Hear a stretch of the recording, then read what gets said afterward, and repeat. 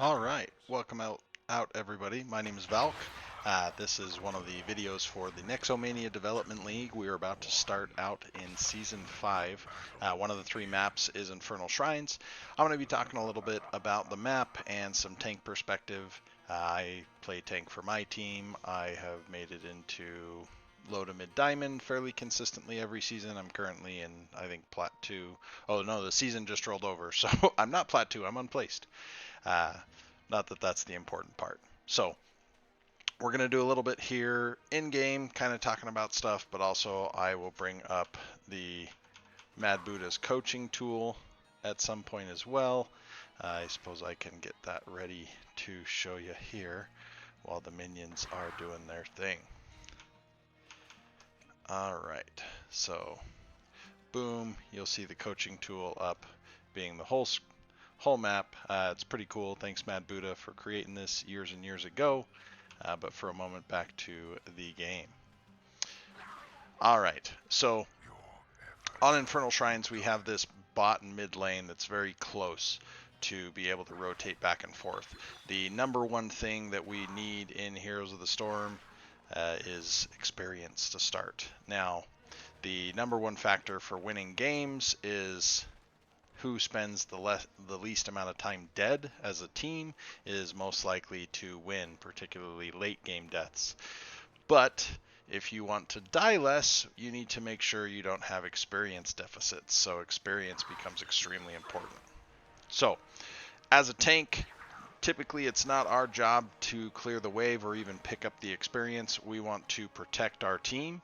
That may mean that we're standing in front of them. However, a lot of times it means that we're standing in a bush. It doesn't sound as exciting, but protecting that flank and making it so that they can't get engaged upon allows your teammates to do their job of clearing the lanes. So as a tank, we're naturally going to spend a lot of time in these two vents if your team is doing a 4-man rotation between the two lanes. If your team is here in the middle lane, you probably want to be in one of these two vents, just protecting, again, that flank.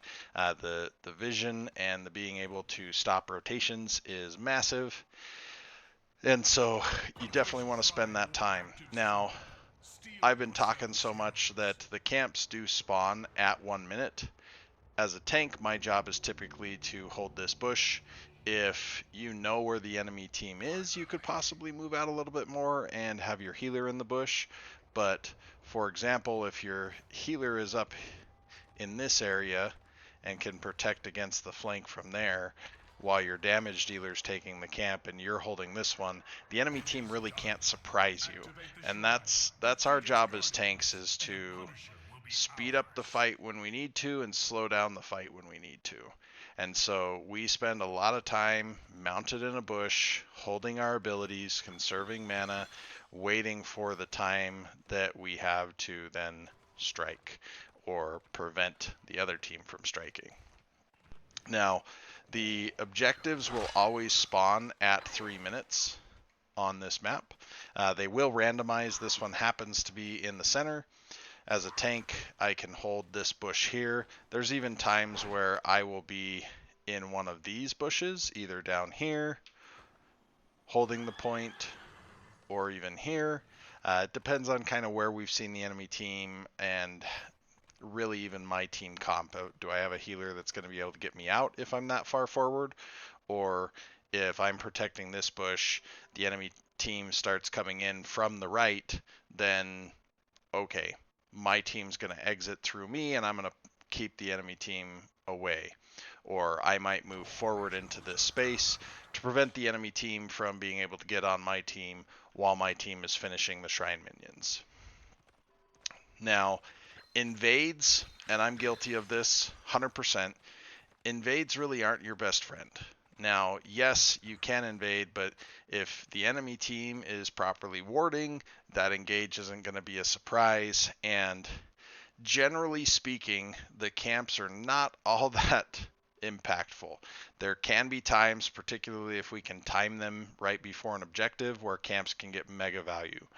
But if the risk of the invade is that we're going to lose a couple people, that might not be worth it. it may be better for us to just continue to macro, continue to get our lanes.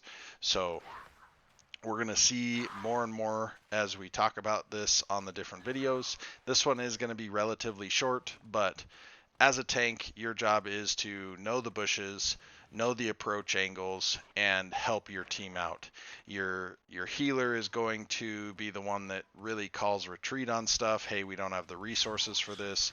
Ideally, your damage dealers are going to be talking about when they have resources to spend. You're going to be talking about enemy position and if you're ready to make it engage or not. So, but spend time in the bush, help your team do their job, and for now, really focus on that macro. You'll be amazed at how easy team fights become when you're up a couple levels or when you're up a major talent tier. And so, just by preventing that Diablo from getting in and taking apart your team, could be the difference between you winning the game. So I'm going to wrap this video. I'm going to make one for Alterac Pass and Braxis Holdout as well, just kind of talking about tank ideas there. So thanks everybody. Feel free to send me any questions in the CCS Discord. You're welcome to comment on this video as well. I will see those. And thanks for being here for Nexomania Development League.